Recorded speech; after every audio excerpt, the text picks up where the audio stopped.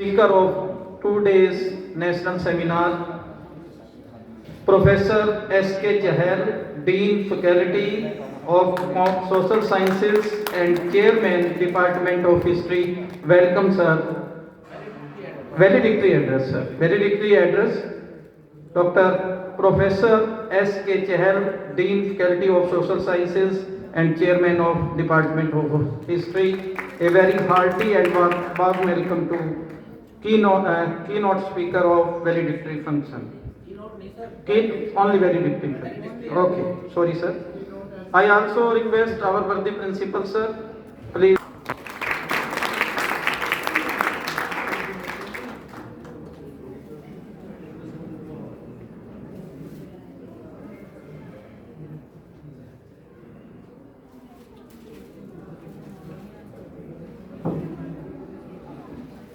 Please put your hands together. I also welcome our worthy colleague and our motivator, Professor Roshan Lal Goyal ji.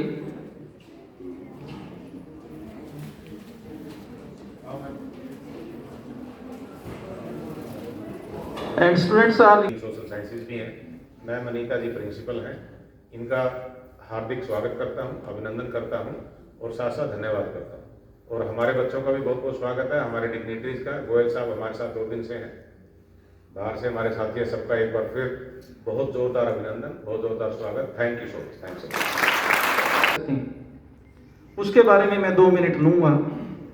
हमारे बीच में doctor Rajveer Parashar जी हैं और ये अपने ही हैं, क्योंकि governing body Indira Gandhi national college में यूनिवर्सिटी नॉमिनी भी रहे हैं, इंग्लिश के प्रोफेसर हैं। और सर के व्यक्तित्व के बारे में मैं एक बात कहना चाहूंगा कि he is a good leader, he is a good orator, motivator. मैंने जब कॉलेज ज्वाइन किया 95 में सर, वैलेडिक्टरी एड्रेस के लिए एसके चहल हैं, इनके बारे में मैं अपनी बात रखूंगा। थोड़ी लिबर्टी चाहूंगा इसमें। इससे बीच में हमारे पास madam doctor Anita Joon, principal government girls college Dadupur Karnal हैं। इनके बारे में भी मैं 2-3 बातें आपके पास शेयर करूंगा।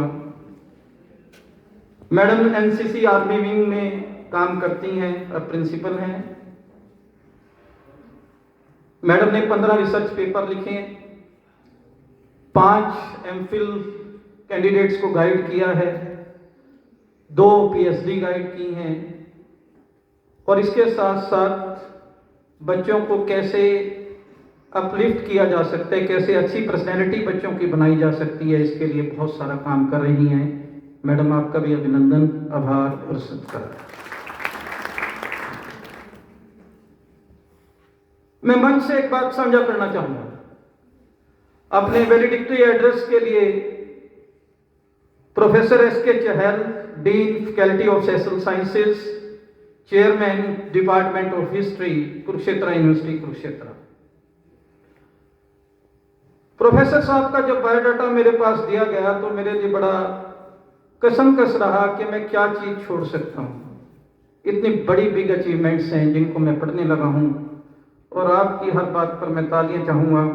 एक एकेडमिशियंस के लिए, एक रिसर्चर के लिए, वो एकेडमिक्स और रिसर्च में वो तभी काम करते हैं कि किसी प्लेटफॉर्म पे इन सब बातों को रिकॉग्नाइज किया जाए और उसके मन में ये बात दूसरे लेवल पे रहती है, पहले लेवल पे रहती है कि मैं पार्टिसिपेंट्स को और स्टूडेंट्स को किसी नेशनल सेमिनार या किसी डिबेट में जो मैंने रिसर्च की है, जो मैंने अनुसंधान किया है, वो मैं कैसे अपने बच्चों को, पार्टिसिपेंट्स को वो चीजें बता सकूं, ताकि वो जीरो से काम ना स्टार्ट करें, एक हायर लेवल से काम करके उस फील्ड में आगे की तरफ बढ़ सकें। ऐसे प्रोफेसर एसके चहल हमारे बीच में हैं।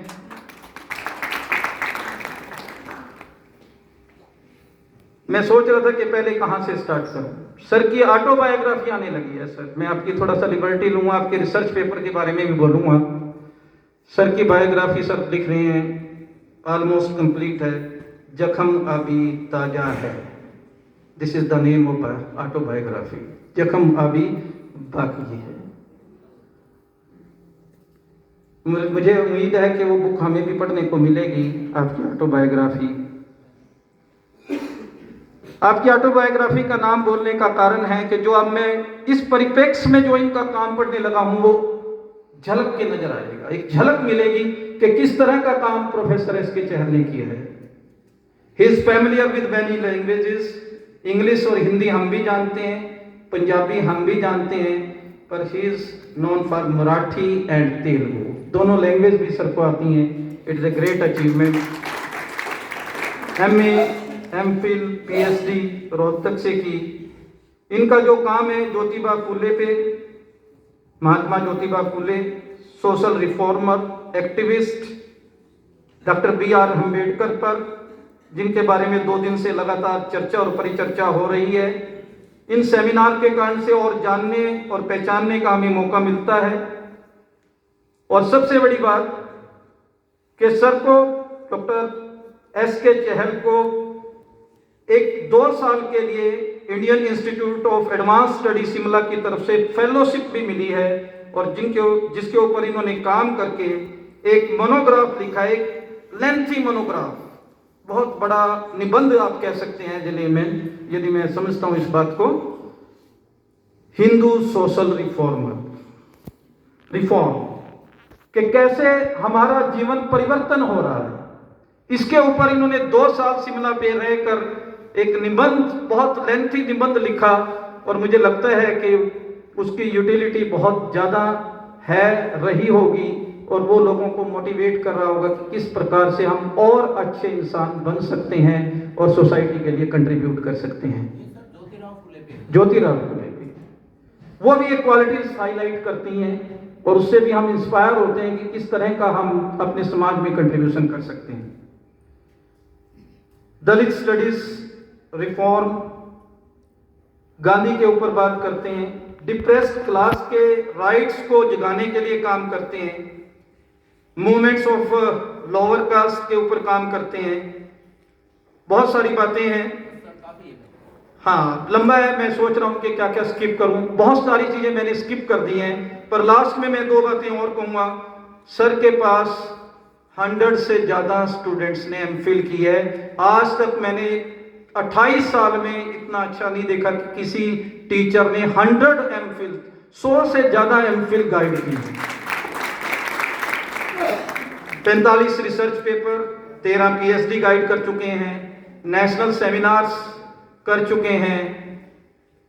हमें सबको एक शुभ अवसर ऐसी पर्सनैलिटी से सीखने का, मोटिवेट होने का, अपने लिए और अपने समाज में काम करने के लिए एक बहुत अच्छा प्रेरणा स्रोत आज हमारे बीच में है। इन्हीं सब शब्दों के साथ मैं प्रोफेसर साहब को इनवाइट करता हूं कि वो मंच पर आएं और अपने विचार साझा करें।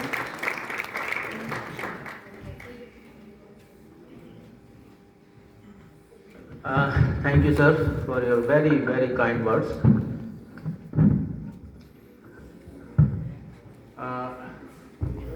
Honorable Principal Sahib, Dr. Kushal Pal ji, Honorable President of the session, Dr. Parashar ji, my other dignitary, Madam Anita John ji, and my dear Mohanlal, my very dear Suman Tiwaj, other dignitaries of the dais, Goyal जी, और भी बहुत सारे लोग बैठे हैं। I could not name all of them, doctor Anurag, doctor Rajendra, Vijay, Ranjha, so many. My dear friends, at the outset, I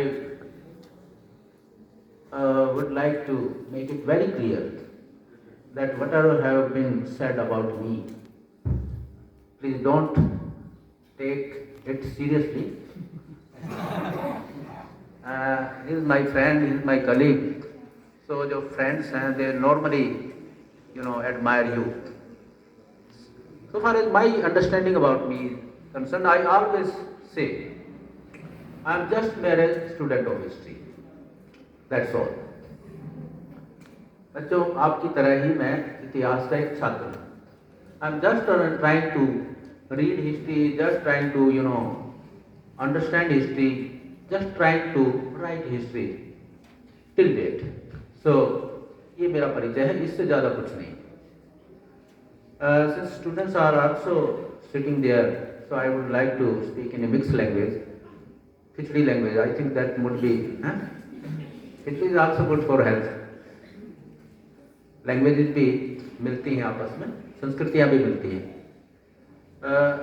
सीधे theme पे आते हैं, क्योंकि मुझे टाइम का भी मुझे हमेशा मर्यादा का ख्याल रहता है, जितना मुझे टाइम प्रिंसिपल साहब ने अलॉट किया है।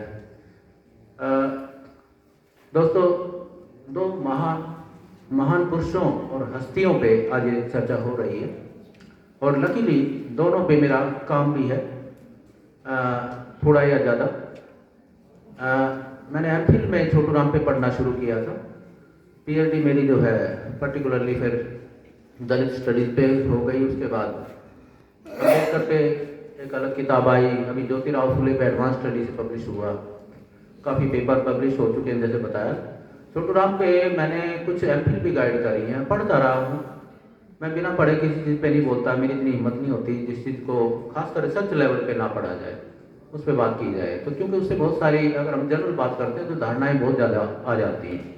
बेसिक प्रॉब्लम इतिहास के व्यक्तियों के साथ ये है, हमारी प्रॉब्लम है ये, लेकिन हम उनको परेशानी में डालते हैं कि हम उनके बारे में अच्छे से जानते तो है नहीं, तो अपने अपने पूर्वाग्रह से, अपनी धारणाओं से चीज़ों को उनको देखते हैं। खासकर इन दो महापुरुषों की अगर मैं चर्चा करूं, दोनों को ही मिसअंडरस्टूड किया गया है, अच्छे से आज भी नहीं समझ पा रहे हैं। अभी पीछे से चर्चाएं 2 दिन से चल रही होंगी आपके बीच में, कुछ चीज़ें तो आ भी गई होंगी आपके आगे। जैसे 3 बातें इन दोनों के बारे में ही कही जाती है कि एंटी नेशनल थे, कास्टिस्ट थे, ये आरोप लगता है दोनों पे ही, और प्रो ब्रिटिश भी थे, यानी अंग्रेजों के समर्थक थे। जबकि मुझे लगता है ये बहुत सारी मिसअंडरस्टैंडिंग्स हैं। अगर इनकी आइडियोलॉजी को समझें, इनके वर्क्स को समझें, तो कुछ और ही चीज़ सामने आती है। दोस्तों, सेमिनार का थीम बड़ा मौजूद है, मुझे वैलिडिटी एड्रेस करना है, तो काफ़ी बातें तो हो ही गई होगी। तो मैं पिन पॉइंट करके कुछ एक सिमिलरिटीज की बात करूंगा, क्योंकि डिसिमिलरिटीज का जहां तक मुद्दा है ना, मुझे लगता है वो इनके फॉलोअर्स की, सो कॉल्ड फॉलोअर्स की क्रिएट की हुई है। हम जब किसी से जुड़ जाते हैं ना, तो उसके बारे में कुछ अपनी धारणाएं उस पर थोपने लगते हैं और उसके मुंह में अपने शब्द भी डाल देते हैं। अम्बेडकर के मामले में भी ये हो रखा है, ये हुआ है, और सर छोटू राम के साथ भी। तो डिसिमिलरिटी मैं खोज रहा था, मुझे ज़्यादा नहीं मिली, सच कह रहा हूँ। जब मैंने थोड़ा सा ओवरव्यू किया दोनों के काम को, सिमिलरिटी बहुत सारी है, और वास्तव में बड़ा रेलेवेंट थीम चुना है। मैं बधाई देता हूँ खासकर ऑर्गेनाइजर्स को कि इस तरह की जो हस्तियाँ हैं, जैसे सुभाष जी कह के गए, organic intellectual, really they were the organic intellectuals, one of the few. ग्रामशी का शब्द है, एंटोनियो ग्रामशी। इंटेलेक्चुअल भी 2 तरह के होते हैं, एक वो जो हमारे जैसे प्रोफेसर जो ड्राइंग रूम्स में बैठ के, बड़े आईएएस ऑफिस में बैठ के रिसर्च करते हैं। दूसरे इंटेलेक्चुअल वो होते हैं जो लोगों के बीच जाके उनकी मुद्दों को समझ के उन्हीं के पर्सपेक्टिव के अनुसार चीज़ों का हल बताते हैं, क्योंकि असली चीज़ तो लोग हैं ना, डेमोक्रेसी में तो लोग हैं असली चीज़। तो लोगों की समस्याएं लोगों के ही नजरिए से, देखिए लोग, सभी लोग, आम आदमी भी, अनपढ़ से अनपढ़ आदमी भी, किसान भी, मजदूर भी, जिनके ये दोनों नेता थे, वो रोटी खाते हैं, सबको समझ होती है अपनी समस्याओं की। तो हम अपना पर्सपेक्टिव उन पे थोपते हैं, लेकिन उनके पर्सपेक्टिव को समझे जाने की जरूरत है। जब समस्या का हल दिखता है सही मायनों में, जैसे फुले पे मैंने काम किया, तब भी मैंने ग्रामशी की ही ये कंसेप्ट लागू करी। अम्बेडकर पे भी यही कंसेप्ट लागू होती है, और ऑब्वियसली सर छोटू राम पे भी। तो कुछ एक सिमिलरिटीज की मैं बात करता हूँ। 2 दिन से आप चर्चा कर रहे हो दोस्तों, जैसे दोनों, अब खासकर इनकी, देखिए सर छोटू राम जो है वो बाबा साहेब अम्बेडकर से 10 साल बड़े थे। 1881 में उनका जन्म हुआ, 1891 में डॉक्टर अम्बेडकर पैदा हुआ। उम्र भी लगभग एक जैसी थी, बहुत ज्यादा नहीं थी ये दोनों ही व्यक्ति। छोटू राम जो है 63 साल के थे और बाबा साहेब अम्बेडकर लगभग 64। वो 1945 में चले गए, वो 1956 में। लेकिन इतना बड़ा काम, इतनी बड़ी लीगेसी छोड़ के गए। तो जब सिमिलरिटी में ढूंढ रहा था दोस्तों, पहली सिमिलरिटी तो यही है कि both of them hello from very humble background. ये कोई चांदी की चम्मच मुंह में लेके पैदा नहीं हुए थे दोनों व्यक्ति।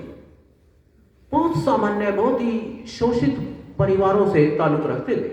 छोटूराम को कई लोग जमींदार कह देते हैं। मुझे तो आपत्ति इसी बात पे, इसी शब्द पे। जमींदार तो लैंडलॉर्ड होता है। अरे वो तो छोटे से किसान परिवार में पैदा हुए। छोटा सा एक सांपला गांव है, कर्जदार थे उनके बाप। दोनों ही व्यक्तियों ने सामाजिक भेदभाव झेलना पड़ा। आर्थिक जो हालात थे वो तो मुश्किल थे ही। दोनों ने ये दोनों समस्याएं देखी बचपन में। आर्थिक समस्या यानी एक तरह से दरिद्रता कह लीजिए या अभाव कह लीजिए। हालांकि अम्बेडकर के फादर आर्मी में थे लेकिन रिटायर हो गए थे, 50 रुपए मिलते थे। 50 रुपए की पेंशन में इतना बड़ा परिवार। आपको पता है अम्बेडकर 14वीं संतान थे, लेकिन सारे बच्चे नहीं, फिर भी परिवार काफी बड़ा था। उनकी बहन भी उनके पास रहती थी। छोटूराम के बारे में तो आप जानते ही हो कि वो उनके फादर जो थे वो किस कर्जदारी में डूब गए थे।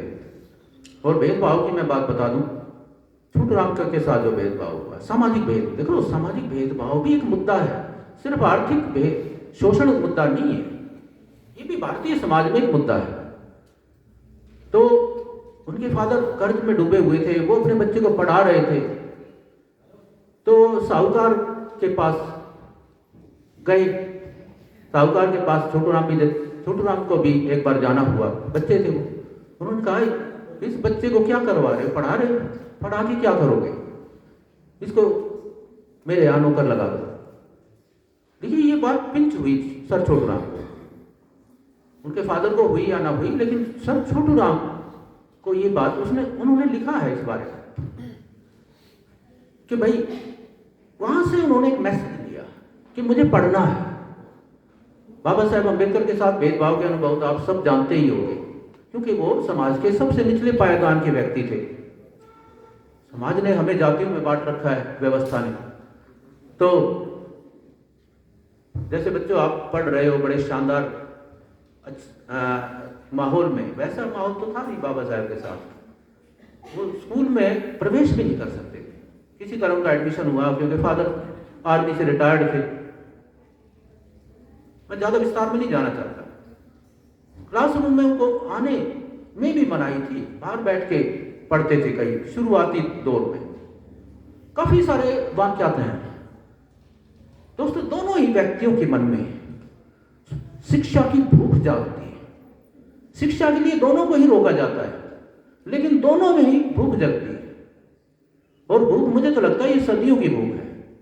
ये वो लोग हैं जिनको सदियों से ये जो बेहतर चीजें हैं ना, एजुकेशन, प्रिविलेज, इन चीजों से वंचित किया गया, ऐसे वर्ग से आ गए। तो शिक्षा को बड़ा लगन के साथ ग्रहण करते हैं। अम्बेडकर का मिशन जानते हो, अम्बेडकर तो खैर बड़े लकी रहे, और लकी इस मामले में फिर एक और सिमिलरिटी दिखती है, दोनों को ही राजाओं से मदद मिली। सर छोटूराम को आप जानते हो, काला काकर के जो राजा थे, और बाबा साहेब को सयाजी राव गायकवाड़ बड़ौदा के, इंटेलेक्चुअल एनलाइटेंड रूलर, उन्होंने फेलोशिप दी, ग्रेजुएशन लेवल पे भी दी। दोनों ने लॉ भी किया है, ये भी एक बड़ी इंटरेस्टिंग चीज है।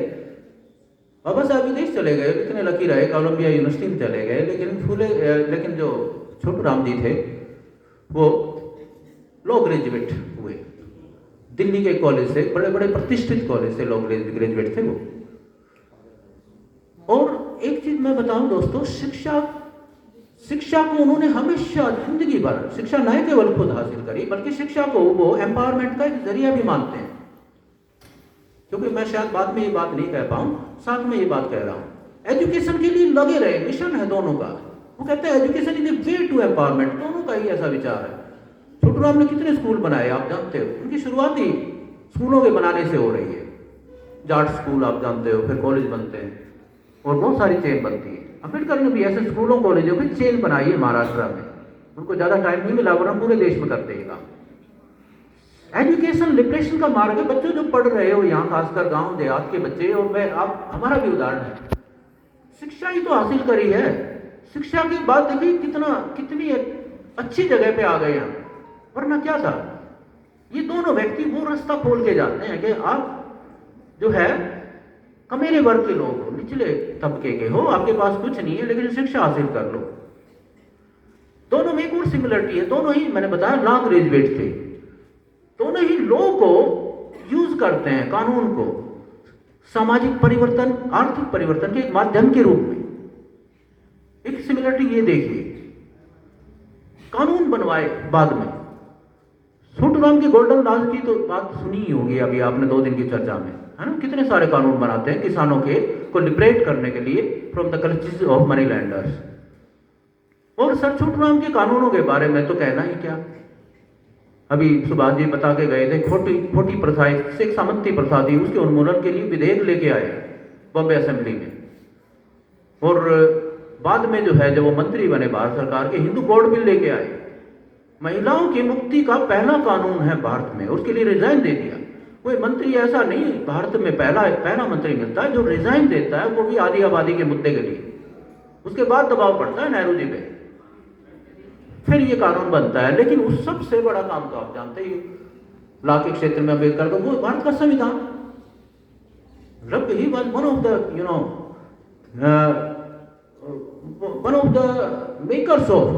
The key makers of Indian constitution. Bharat के संविधान का निर्माता भी कहते हैं उनको। हालांकि संविधान सभा का बनाया हुआ है और खासकर ड्राफ्टिंग कमेटी का बनाया हुआ है, ये हम सब का दस्तावेज है। लेकिन हाँ, उसकी जो लैंग्वेज बनाई वो अम्बेडकर की है। और एक चीज और बताऊं, अम्बेडकर का की छाप भी है संविधान पे। बहुत सारी शब्दावली आप देखेंगे, सामाजिक न्याय, आर्थिक न्याय, राजनीतिक न्याय, जिसके लिए बाकायदा उनके भाषण भी है। इन्हीं बातों के लिए संविधान के प्रिंसिपल्स बनते हैं। जरा गौर कीजिए बच्चों, दोनों ही व्यक्ति, एक और बात मैंने महसूस करी, दोनों ही व्यक्ति अपने राजनीतिक जीवन की शुरुआत करने से पहले समाज सुधार से जुड़ते हैं। ये बात हम अक्सर चर्चा नहीं करते। दोनों ही व्यक्ति रेडिकल रिफॉर्म के हिमायती हैं। समाज सुधार के मामले में रेडिकल कह रहा हूं मैं, एक तो है लिपापोती कर दो, एक है बदल दो समाज को। ये सुधारने वाला समाज नहीं, ये बदल डालने वाला समाज है। दोनों ही व्यक्ति दो बड़े महान समाज सुधारकों से प्रभावित थे। आपने स्वामी दयानंद सरस्वती का नाम सुना भी होगा, पढ़ा भी होगा। आपको पता है दयानंद जो है उसको इंडिया का मार्टिन लूथर कहा जाता है। उसने कहा वेद के अलावा मैं कुछ नहीं मानूंगा। जैसे मार्टिन लूथर ने कहा ना, बाइबल के अलावा, ओरिजिनल जो बाइबल है उसके अलावा हम कुछ नहीं मानेंगे। कैथोलिकों पर अटैक किया जबरदस्त, पर प्रोटेस्टेंट मूवमेंट चल पड़ा। ऐसे ही दयानंद थे, वो इंडिया के मार्टिन लूथर थे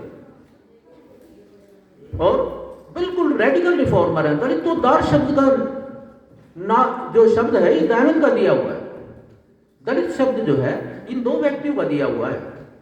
बाद में कई लोग ऐतराज करते हैं ये शब्द क्यों यूज कर रहे हो, लेकिन और क्या कहें, जो लोग अपने सामाजिक, आर्थिक, सांस्कृतिक, धार्मिक, राजनीतिक, मनोवैज्ञानिक हर रूप से दबा रखे, उनके लिए और कौन सा शब्द कहें। फूले पहली बार ये शब्द कॉइन करते हैं, ज्योतिराव फूले, जो बाबा साहब के प्रेरक हैं। डॉक्टर अंबेडकर के प्रेरक ज्योतिराव फूले हैं, इनके प्रेरक दयानंद हैं। लेकिन इंटरेस्टिंगली दोनों ही दोस्त हैं। ये कौन बना, फूले और स्वामी दयानंद, दोनों ही महाराष्ट्र के बॉम्बे प्रेसिडेंसी के हैं। दोनों में अच्छी दोस्ती थी, अच्छा संवाद था, दोनों में मतभेद भी थे। क्योंकि फूले जो थे ना, फूले को जरा समझिए, क्योंकि मैंने फूले पे काम किया है। बच्चों जरा गौर करो, फूले ये कहते हैं कि एक किताब भी क्यों, उसकी, क्योंकि दयानंद कहते हैं ना भाई वेद को मानूंगा। उनका अपना एक लॉजिक है और अपना लॉजिक सिस्टम होता है हर एक रिफॉर्मर का, अपना एक आधार भी बनाना होता है। लेकिन फूले ये कहते हैं सबसे बड़ा आधार, सबसे बड़ी कसौटी तो सत्य है। कोई भी किताब है, वो किताब भी अगर सत्य पे खरी नहीं उतरती, किताबें भी तो आउटडेटेड हो जाती हैं। फूले ज्यादा और भी ज्यादा रेडिकल है। तो दोनों में मतभेद भी चलते हैं, लेकिन एक दूसरे का रिगार्ड भी करते हैं। लेकिन ये दोनों ही लीपापोती करने वाले आदमी तो हरगिज नहीं है। दोनों से ही प्रेरणा पाते हैं। सर छोटू राम की बात अगर देखें, दलितोद्धार के पक्के समर्थक हैं, नारी को शिक्षा देने की बात करते हैं, सामाजिक कुरीतियों के बिल्कुल खिलाफ है। आर्य समाज का जो एजेंडा था समाज सुधार का, उसको वो जैसे पीछे अभी जगदीश प्रसाद ने भी कुछ चीजें बताई, आर्य समाज का जो एजेंडा था उसको स्ट्रिक्टली मानने वाले थे कि भाई वरना ये समाज हिंदू धर्म बर्बाद हो जाएगा। ये सारा जो धर्मांतरण हो रहा है किन लोगों का हो रहा है, खासकर उस पीरियड में औपनिवेशिक काल में। तो हिंदू धर्म को और भारतीय समाज को बचाना है। आजकल हिंदू धर्म पे बहुत चर्चाएं हो रही है, लेकिन हिंदू धर्म का सुधार कैसे हो इस पे चर्चा नहीं करते लोग। तो और सिमिलरिटी देखिए, दोनों ही सार्वजनिक जीवन में प्रवेश किया। उस समय वो राजनीतिक तौर पे राष्ट्रवादी थे, लेकिन उन्होंने जो मुद्दे छेड़े, मुद्दे थे उनके वही जो सुभाष जी कह के गए कि किन की बात करें भाई, बात ना करो लोगों की, बात किसकी करें, फिर बात नहीं करेंगे तो फिर थोड़े लोगों का काम बनेगा। सबकी ही बात करते हैं, लेकिन इनमें भाई ये लोग भी शामिल हैं। तो यहां से मतभेद होता है उनको कांग्रेस के साथ, दोनों का ही, दोनों ही कांग्रेस के से मतभेद रखते हैं, लेकिन ऐसी बात नहीं कि कांग्रेस के नेताओं का सम्मान नहीं करते। ये बात मैं कह दूं, देखो सर छोटू राम जो है वो महात्मा गांधी को हमेशा सम्मान देते हैं। ये गांधी एक ऐसे व्यक्ति हैं जिसमें चाहे या अनचाहे मजबूरी में सब लोगों को मिलना पड़ता है। गांधी को भी थोड़ा मिसअंडरस्टूड किया गया है। गांधी को लेकर कहावत है ना हमारी, ये मैं अक्सर कोट करता हूं, मजबूरी का नाम महात्मा गांधी। गांधी हमारी मजबूरी थी, अंग्रेजी राज के खिलाफ कोई रास्ता नहीं है, वो रास्ता गांधी जी दे रहे हैं, number 1। Number 2, Gandhi ji inclusive moment बनाते हैं, एक बड़ा प्लेटफॉर्म बनाते हैं जिसमें सब लोग जुड़ सकते हैं, सारे संतुष्ट नहीं हो सकते। इसलिए छोटू राम संतुष्ट नहीं हो पाए क्योंकि उनको किसान की चिंता थोड़ी ज्यादा थी, लेकिन गांधी जी का सम्मान करते हैं। अंबेडकर भी संतुष्ट नहीं हो पाए। अंबेडकर की लड़ाई हुई, इस बात को अक्सर हाईलाइट किया जाता है कि भाई गोलमेज सम्मेलन में अंबेडकर साहब गांधी जी से लड़े, ठीक है, वो एक अलग मौका था, अलग ही मुद्दा था। लेकिन मैं एक चीज बता दूं, मैंने पूरे अंबेडकर को पढ़ा है। लोग पता सिलेक्टिवली पढ़ लेते हैं। समस्या पता क्या है हमारी, हमने एक पेपर पढ़ लिया या एक वॉल्यूम में से कहीं से पढ़ लिया, टोटली डीप में पढ़ो ना। अंबेडकर बाद में जब गांधी जी की डेथ हो गई, वो कहते हैं कि हरिजन सेवक संघ की लोगों को मदद करनी चाहिए, क्योंकि ये लोगों के, ये भी उन्हीं लोगों के उत्थान में लगा हुआ है संगठन जिनके लिए मैं लड़ रहा हूं। अब बताइए गांधी का कहां रिगार्ड नहीं करते? गांधी भी अंबेडकर का रिगार्ड करते हैं, छोटू राम का भी रिगार्ड करते हैं। गांधी कहते हैं अंबेडकर साहब हमारी आलोचना करते हैं, कोई बात नहीं, हमने तो हालत उनके ऐसे बना रखे हैं, उनको तो हमें गालियां देनी चाहिए। ये गांधी कहते हैं। गांधी जैसा बड़ा दिल वाला व्यक्ति कह सकता है ऐसा? गांधी वास्तव में, इसलिए गांधी में तो सभी मिलते हैं, सभी धाराएं मिलती हैं। तो कांग्रेस से मतभेद रहे, मुद्दों पे मतभेद थे। कांग्रेस को ज्वाइन भी एक टाइम डॉक्टर अम्बेडकर ने लगभग कांग्रेस को ज्वाइन कर लिया था, ये लोग कम जानते हैं। आपको पता है पूना पैक्ट जब हुआ, दोनों में मतभेद था, आखिर में हल भी निकला, पूना पैक्ट हुआ। पूना पैक्ट के बाद हरिजन सेवक संघ बना, और संघ में जिन लोगों को लिया गया मतलब उसके पदाधिकारियों के रूप में, उसमें डॉक्टर अम्बेडकर का भी नाम मिलता है। अम्बेडकर की सहमति के बगैर हो सकता है? और वो उसकी बैठकों में भी भाग लिया उन्होंने शुरू में, लेकिन बाद में मतभेद, क्योंकि अम्बेडकर, अब वही बात है ना, तो अम्बेडकर को दलितों की चिंता थोड़ी सी ज्यादा है क्योंकि उस वर्ग से आते हैं, इसलिए वो थोड़े से ये सोचते हैं कभी भाई जल्दी होना चाहिए। छोटू राम भी यही सोचते हैं कब तक, सदियों की गुलामी है, कब तक दे लें, हम आजादी की क्यों वेट करें, तो ये जल्दी होना चाहिए। इसके कारण वो छोड़ देते हैं, लेकिन राष्ट्रवादी रहते हैं। ये बात मैं पक्की कह दूं, कई लोगों को ये भ्रम है कि अम्बेडकर राष्ट्रवादी नहीं थे। अम्बेडकर ने हमेशा राष्ट्रवाद की, बहुत सारे मुद्दे आते हैं, बहुत सारे मौके आते हैं जब राष्ट्रवाद की पैरवी करी है। अम्बेडकर तो ये कहते हैं कि भाई ठीक है मैं दलितों के लिए लड़ रहा हूं, लेकिन जब भी मौका आया है और आएगा दलित हित का और राष्ट्र हित में से चुनने का, तो मैं हमेशा राष्ट्र हित चुना है, राष्ट्र हित ही चुनूंगा। गांधी की जान बचाई है उन्होंने, ये राष्ट्र हित नहीं तो और क्या है। अम्बेडकर साहब जो है, एक चीज और मैं कह दूं, बीच में एक और ध्यान आ गई, कई लोगों ने शायद कहा होगा कि पाकिस्तान और द पार्टीशन ऑफ इंडिया। देखिए दोनों व्यक्तियों का मैं बता दूं पार्टीशन के मुद्दे पे क्या क्या नजरिया है। दोनों के सेक्युलर क्रेडेंशियल पे कोई डाउट नहीं कर सकता। नेशनलिस्ट क्रेडेंशियल्स, राष्ट्रवादी क्रेडेंशियल और सेक्युलर क्रेडेंशियल पे कोई डाउट नहीं किया जा सकता। साबित किया दोनों ने अपने काम से। मैं सेक्युलरिज्म की बात कर दूं, आजकल सेक्युलर शब्द सुनना भी जो है गुनाह हो गया है, लेकिन सेक्युलर थॉट से ही ये देश चल रहा है, चलेगा। डॉक्टर अम्बेडकर ने किताब लिखी पाकिस्तान और द पार्टीशन ऑफ इंडिया। उससे पहले मैं छोटू राम की बात कर दूं। छोटू राम तो जब तक जिंदा रहे मुस्लिम लीग को उभरने ही नहीं दिया पंजाब में।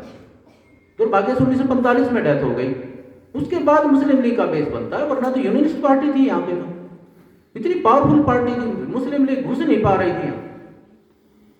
देख लो, मुस्लिम मेजोरिटी प्रांत है, फिर भी मुस्लिम लीग नहीं पनप पा रही, और इसके बावजूद नहीं पनप पा रही कि सेपरेट इलेक्टोरेट है, मुसलमानों के सेपरेट इलेक्टोरेट है, फिर भी नहीं पनप पा रही। तो कुछ तो थी फोर्स।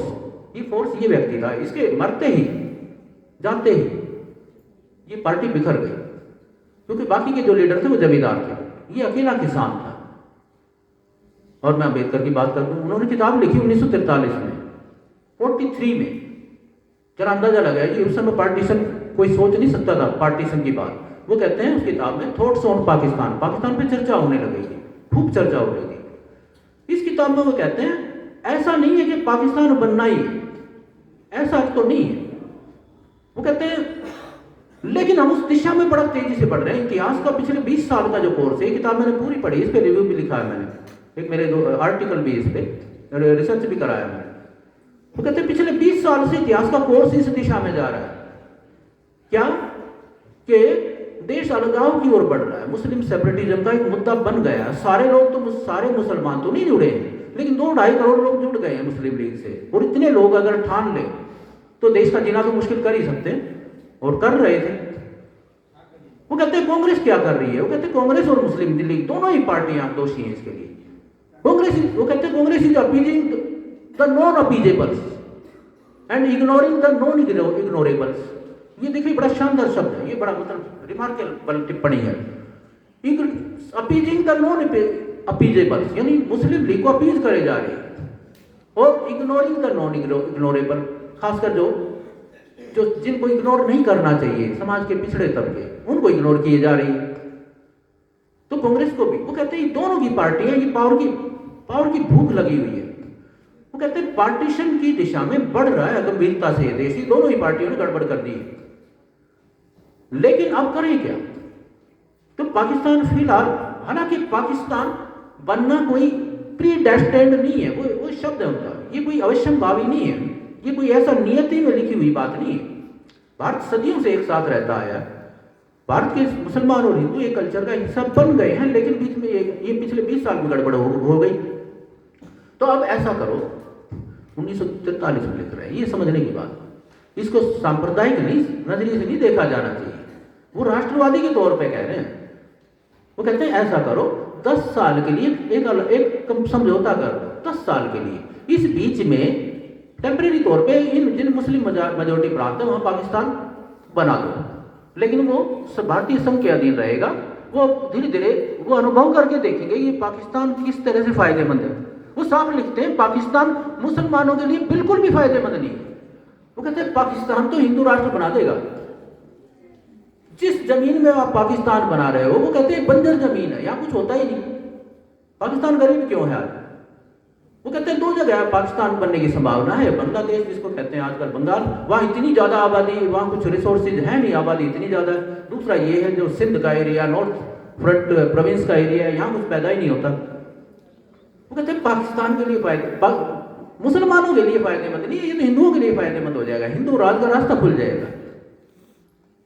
तो लेकिन इस किताब में वो जरा ध्यान देना, ये एक राष्ट्रवादी के तौर पे लिख रहे हैं, और ये बात मैं इसलिए भी कहूंगा, अगर वो पाकिस्तान के फिलोसफर होते, कई लोग कहते हैं कि वो फिलोसफर हो पाकिस्तान, अगर वो ऐसा होता रियली, तो वो जोगिंद्रनाथ मंडल के साथ वो भी नहीं पाकिस्तान में चले जाते, जिन्हें कह तो रहे थे उनको कि आप भी आइए। पाकिस्तान में जाना पसंद नहीं किया, और ना इस्लाम धर्म अपनाना पसंद किया। देखिए बाबा साहब सेकुलर हैं, सभी धर्मों का सम्मान करते हैं, लेकिन वो ये कहते हैं, एक बात और सुन लीजिए, कई लोग कहते हैं हिंदू धर्म के दुश्मन थे। बाबा साहब 1935 में घोषणा करी अम्बेडकर ने कि भाई मैं धर्मांतर कर दूंगा, लेकिन किया नहीं। वो एक तरह से डरा रहे हैं, चेता रहे हैं कि भाई ये मुद्दा है, इस पर ध्यान दीजिए। और 1956 में जाके अपनी डेथ से भी 2 महीने पहले कन्वर्जन किया और 1935 में ये बात क्लियर कर दी थी कि I will neither embrace Christianity nor Islam because it will denationalise the depressed classes. इससे डीनेशनलाइज हो जाएंगे मेरे लोग। देखिए प्रेम, देखिए राष्ट्र प्रेम। वो कहते हैं ये विदेशी मूल के धर्म है, हम अपने राष्ट्र की जड़ों से, कल्चर की जड़ों से कट जाएंगे। आखिर में धर्म कौन सा अपनाया? बौद्ध धर्म। हम कह तो देते हैं हिंदू धर्म की पीठ पे छुरा क्यों रोक दिया, एक राइटर लिखते हैं। हमने 11वीं क्लास में इलेक्शन पढ़ा, मुझे बड़ा आपत्तिजनक लगा उस समय, भाई कौन सा छुरा रोक दिया, उसने तो हिंदू धर्म को बचाया है। अगर वो मुसलमान बन जाते तो देश में कितना बड़ा पाकिस्तान बनता, सोच सकते हो।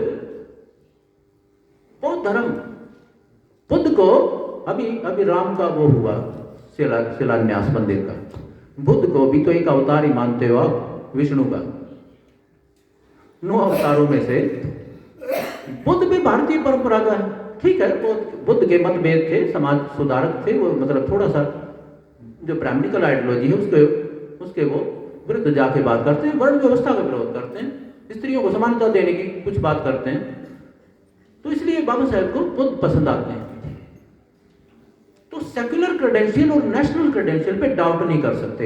एक चीज और मैं कहूं, दोनों ही व्यक्ति ब्रिटिश राज के तीखे आलोचक हैं, ये बात स्पष्ट हो जानी चाहिए।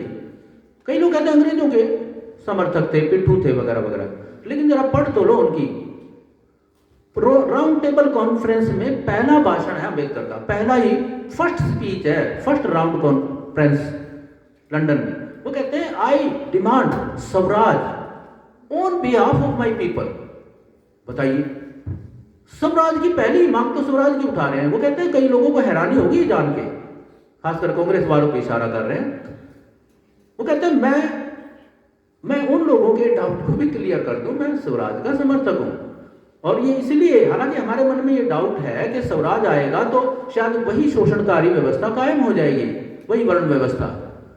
लेकिन मुझे उस डर के बावजूद स्वराज की मांग करता हूं अंग्रेज से, क्योंकि आप हमारा भला नहीं कर सकते। उनके मुंह में जाके, उनकी मांग में जाके लंदन में ये बोल रहे हैं कि आप हमारा भला नहीं कर सकते, हमारी स्वराज गवर्नमेंट हमारा भला करेगी। तो अंग्रेजी राज के हमेशा आलोचक रहे हैं।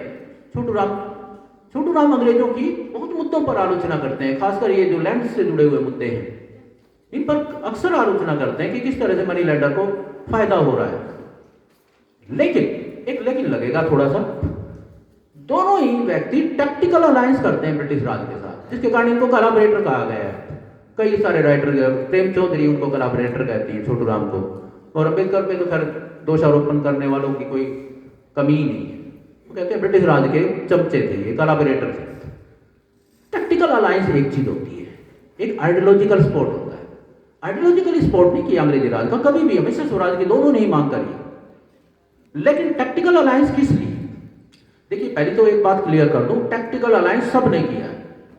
ऐसा नहीं कि छोटू राम की पार्टी ने किया है या अम्बेडकर की पार्टी ने, सब ने ही किया है। कांग्रेस भी टैक्टिकल अलायंस करती थी, कितनी बार कांग्रेस की सरकार नहीं बनाई कांग्रेस।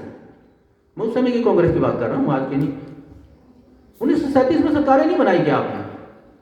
बनाई थी, वो क्या था?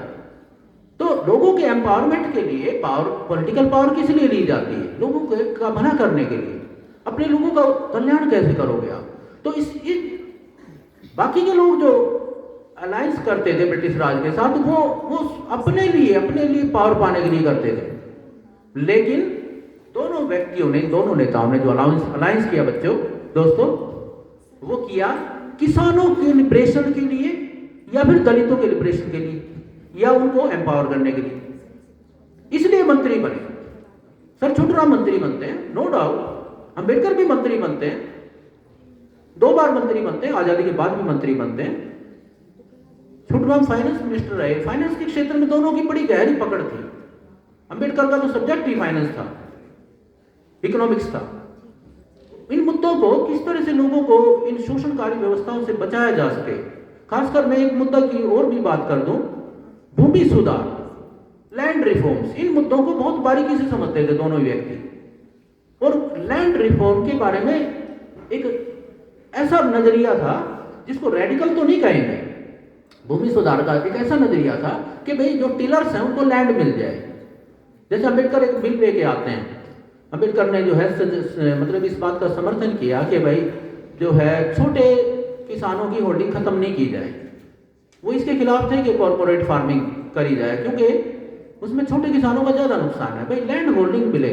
इसके अलावा अम्बेडकर ने एक बात और कही कि भाई ठीक है, बड़े रिफॉर्म अभी शायद नहीं कर पाओ, आज़ादी के बाद कर लेना, अभी अंग्रेज तो कर नहीं पाएंगे। उस समय के हालात में वो कहते हैं कि कम से कम, और आज़ादी के बाद के लिए सुझाव देते हैं, कम से कम जो वेस्ट लैंड है या जंगलों में फालतू पड़ी जमीन है, इस तरह की जमीनें तो दलितों को दे दो। टिलर्स हैं ये, टिलर्स ऑफ द सॉइल। देखो किसान तो ये दो ही लोग होते हैं, या तो मतलब जातीय आधार पर गए तो हरियाणा में जाट हैं, अहीर हैं, या मराठी हैं, गुजर हैं, और या फिर दलित वर्ग के लोग हैं। असली दलित वर्ग के लोग जो है वो भूमिहीन किसान, वो मुजारे हैं, लेकिन जमीन तो वही बोते हैं ना सदियों से। देखो ना हमारे गोत्र मिलते हैं, ये जरा ध्यान से देखने की जरूरत है। ये बहुत मिक्सअप सोसाइटी है, एक ही सोसाइटी, लेकिन कुछ लोगों के पास जमीनें हो गई, कुछ लोग जमीनों से बाहर हो गए, वंचित कर दिए गए। तो दोनों को, तो लैंड रिफॉर्म के मुद्दे में भी लगभग मिलते जुलते ऐसे विचार हैं दोनों के। और मैं कितने सारे, एक चीज और बताता हूं मैं आपको, दोनों ने ही आंदोलन खड़े किए, बड़े आंदोलन। तो थोड़ा वक्त कम है, नहीं तो मैं बहुत चीजें और भी कहता, लेकिन अब मैं पूरा करने की दिशा में जा रहा हूं। प्रिंसिपल साहब, दोनों ने मूवमेंट खड़े किए। छोटूराम का किसान आंदोलन, किसान, ये जमींदार आंदोलन नहीं, ये गलत शब्द यूज करते हो। छोटूराम को कई लोग कह देते हैं सर की उपाधि ले ली, लेकिन बेशक ले ली, अंग्रेजों के साथ कोलैबोरेशन भी कर रहे हैं, लेकिन मोमेंट खड़ा कर रहे हैं पावर में जाके, पावर में जाने से पहले भी और पावर में जाने के बाद भी। ये मोमेंट निरंतर चलता है। और इस मोमेंट का भारत में एक किसान जो आंदोलन है, किसान आंदोलन, किसान शब्द का इस्तेमाल जो मैं कह रहा हूं ना, सबसे पहले छोटूराम ने आगाज किया था। छोटूराम से भी पहले ज्योतिराव फुले ने आगाज किया था। अब मैंने फुले का चर्चा मैं बार बार कर रहा हूं, क्योंकि फुले वो व्यक्ति है जहां वो एक तरह से वो ऐसी नदी है जहां से सारी धाराएं निकलती हैं। किसान आंदोलन हो, दलित आंदोलन हो, मजदूर आंदोलन हो, फुले को तो हम समझ ही नहीं पाए, बहुत कम समझा गया ये व्यक्ति। और एक चीज और भी बता दूं, फुले ने किसान का कोड़ा किताब लिखी, देख सुना होगा आपने, किसान का कोड़ा। फुले से इतने इंस्पायर थे ये लोग, कम लोग जानते हैं। सर छोटूराम भी फुले से इंस्पायर है, और ये बहुत कम लोग जानते हैं। चौधरी चरण सिंह ने ज्योतिराव फुले का कई जगह जिक्र किया अपनी स्पीचेज में और अपनी राइटिंग्स में। पढ़ते तो नहीं ना, हम इनको लड़ा रहे हैं महापुरुषों को, बताइए। वो तो एक ही धारा के व्यक्ति हैं। वो कहते हैं किसानों का सच्चा पहला नेता चरण सिंह कह रहे हैं। ये मेरे हाथ लगा, मैं चरण सिंह को पढ़ नहीं पाया हूं पूरा। पहला लीडर और सिंसियर लीडर महात्मा फुले थे, जो फूलमाली कम्युनिटी से आते थे। वो हॉर्टिकल्चरिस्ट थे, किसान वो भी होते हैं। आज लकीली हमें मुख्यमंत्री भी मिला है उसी कम्युनिटी से। दोस्तों, किसान आंदोलन, किसान के जो मुद्दे, अगर आप ये किताब पढ़ लो, किसान का कोड़ा, इसमें वो मुद्दे तय करते हैं। और वही मुद्दे एग्जैक्टली सर छोटूराम उन्हीं मुद्दों पर काम कर रहे हैं। साहूकारी है सबसे बड़ा मुद्दा। फुले लिखते हैं शेठ जी, बाट जी, लाट जी, ये प्रॉब्लम है। वही बात छोटूराम कहते हैं। इनके मुद्दों पर काम करने की जरूरत है, इनको लिबरेट करने की जरूरत है। साहूकारी सबसे बड़ा मुद्दा था, लेकिन साहूकारों को किसने बनाया? साहूकारों को बनाया किसने? इस बात पे छोटूराम की आलोचना होती है कि भाई वो भूल गए। मेरे गुरुजी भी कहते थे, मेरे गाइड, कि Chhoturam failed to understand that these money lenders were, nurtured by colonial Raj. Fail नहीं हुए, इतना इंटेलिजेंट आदमी, मैं गुरुजी से सम्मान करते हुए ये डिफर करता हूं इस बात पे। फेल, इतना इंटेलिजेंट आदमी फेल हो जाएगा समझने में? वो समझते थे इस बात को कि है तो अंग्रेजी राज का ही सिस्टम, वरना कानून क्यों बनवाते? अंग्रेजी राज ने ही नर्चर किया था साहूकारों को, तो उन साहूकारों के खिलाफ कानून कौन बनाएगा भाई? पॉलिटिकल पावर दोनों ही व्यक्ति मानते हैं, पर्ची आ गई, दोनों ही व्यक्ति मानते हैं कि political power is the biggest power. जानते हो क्या, राजनीतिक पावर के बगैर कुछ नहीं होता। अंबेडकर की तो ये बिल्कुल स्पष्ट लाइन है भाई, हम तो जो है गुलाम लोग हैं। 1946 में एक भाषण देते हैं, 46 में आगरा में, कि भाई you are the suppressed classes and I want to make you the ruling class. कितना बड़ा सपना है, सोच सकता है कोई इस बात को? जो लोग अछूत हैं, शोषित वर्ग के लोग हैं, उनको कहता है मैं आपको रूलिंग क्लास बना दूंगा। पॉलिटिकल पावर, आप यूनाइटेड हो जाओ, शिक्षित बनो, संगठित बनो, संघर्ष करो, बाबा साहब का नारा। और यही फूले, यही छोटू राम कह रहे, पॉलिटिकल पावर के बिना कैसे होगा? आजादी से पहले भी पावर लेते हैं, मंत्री बनते हैं दोनों ही, लेकिन कानून बनवाते हैं, लोगों को लिबरेट करने का काम करते हैं। तो दोनों ने एक मूवमेंट शुरू किया। अम्बेडकर का जो मूवमेंट को अक्सर हम दलित आंदोलन कह देते हैं, लेकिन ध्यान से देखिए, ये दलित आंदोलन नहीं, ये पूरा एक डेमोक्रेटिक मूवमेंट है। ये लोम्बेद की किताब है, doctor Ambedkar and the democratic revolution. पूरा एक अम्बेडकर को तो बार बार इस मुद्दे पे धकेल दिया गया। अम्बेडकर बार बार कहते हैं, एक समाजवादी जैसे अभी कह के गए, वो सोशलिस्ट पॉलिसी के हकदार हैं। वो कहते हैं उन एक पार्टी बनाई अम्बेडकर ने। देखिए जितनी भी पार्टियां बनाई, दलित शब्द उन पार्टियों में नहीं मिलेगा आपको। एक पार्टी बनाई इंडिपेंडेंट लेबर पार्टी आजादी से पहले, लेबर के मुद्दे पे। एक और पार्टी बनाई आजादी के बाद, रिपब्लिकन पार्टी ऑफ इंडिया। लेकिन उससे पहले फेडरेशन बना था, पार्टी नहीं थी, शेड्यूल कास्ट फेडरेशन। फेडरेशन क्या होता है आप जानते हो, कि बहुत सारे जो आउटफिट्स थे उनको जोड़ के एक परिसंघ सा बनाया था, ताकि अंग्रेजों से कुछ बार्गेन करी जा सके। लेकिन पार्टी बनाई Republican party of India. America में जैसे सिस्टम है ना, वो कहते हैं भारत में भी कांग्रेस पार्टी हावी हो गई, उसके खिलाफ भी पार्टी खड़ी करनी पड़ेगी, जिसमें सभी लोग समान विचारधारा के लोग जुड़ेंगे, खासकर जो शोषित वर्गों के लिए कंसर्न हो। लोहिया के साथ अलायंस भी कर लिया, राम मनोहर लोहिया के साथ अलायंस हो गया था उनका, जिसको बाद में जो है लगभग उसी तरह का अलायंस मुलायम सिंह ने और काशीराम ने किया, कि पावर को कैप्चर कैसे करें। तो उसके लिए वो सोच रहे थे, एक सोशल इंजीनियरिंग दे रहे थे। दोस्तों लास्ट की बात है, दोनों ही व्यक्तियों ने वो विरासत छोड़ी जो बहुत पावरफुल है। किसान आंदोलन की विरासत आप जानते हो, शुरुआत उत्तर भारत में सर छोटू राम से ही होती है, लेकिन बाद में कौन लोग आए उसमें, आप चरण सिंह को देख लो और टिकैत को देख लो, ये सब लोग छोटू राम की विरासत के ही लोग हैं। किसान आंदोलन, टिकैत एक पूरी तरह यूनियन का आंदोलन चलाते रहे, राजनीति में ज्यादा नहीं घुसे वो, लेकिन चरण सिंह तो राजनीति में थे। और चौधरी देवीलाल एक बात कहते थे, बिल्कुल क्लियर सोच, थोड़ा सा बुरा भी मानते हैं कई लोग, ये क्या शब्दावली है। वो कहते थे दो ही वर्ग हैं, कमीरा वर्ग और दूसरा शब्द आप समझ ही रहे। तो लेकिन ये ठीक कार्ल मार्क्स की शब्दावली है, haves and have nots.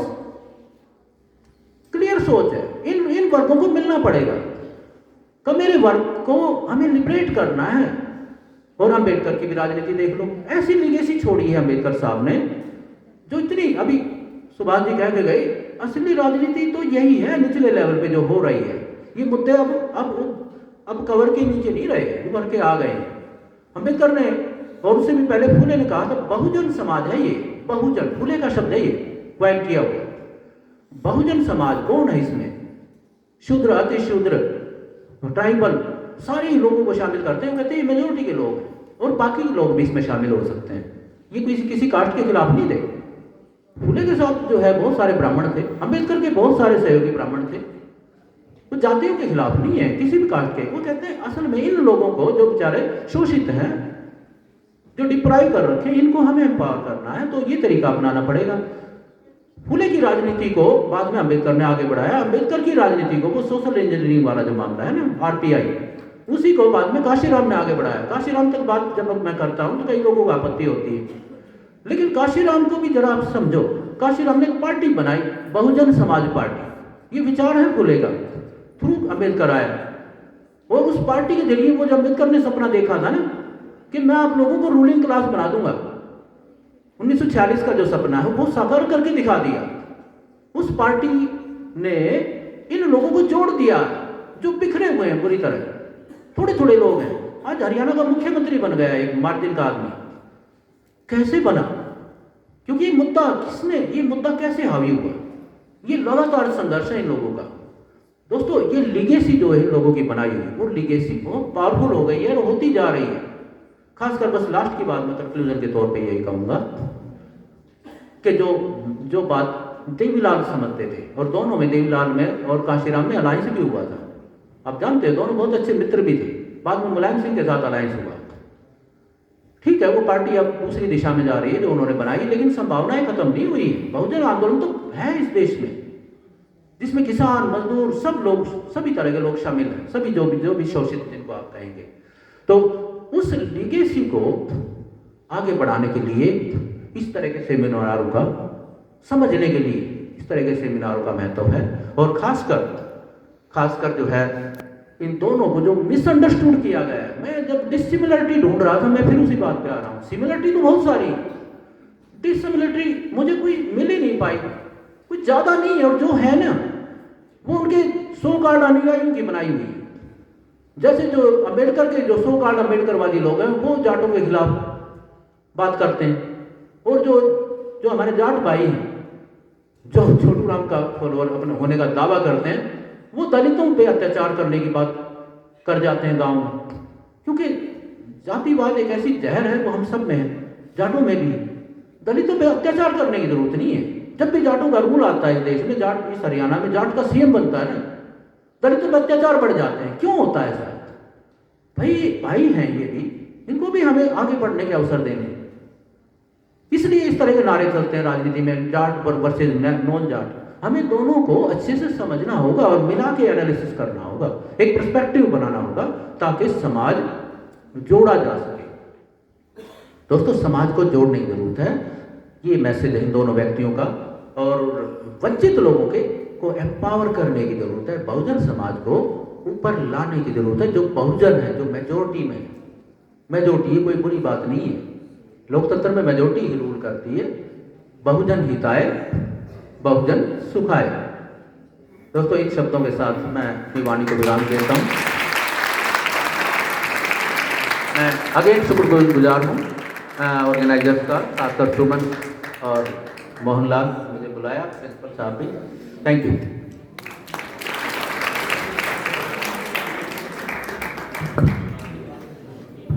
Thank you sir. करतल ध्वनि आपके समर्थन में। बच्चों से मेरी रिक्वेस्ट, हम बैठे रहें, कंक्लूडिंग की तरफ जा रहे हैं, ज़्यादा समय नहीं लेंगे, आपका पेशेंस टेस्ट नहीं करेंगे, थोड़ा धैर्य रखें। अब मैं मंच पर आमंत्रित करने लगा हूं अपने सेमिनार के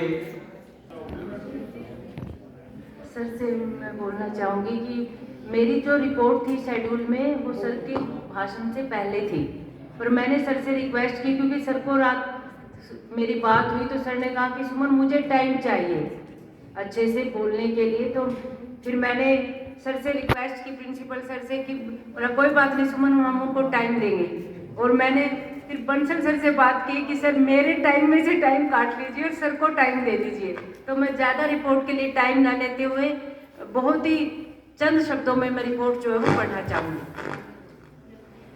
इस 2 दिवसीय राष्ट्रीय संगोष्ठी comparative study of the ideas of doctor B.R. Ambedkar and sir Chhotu Ram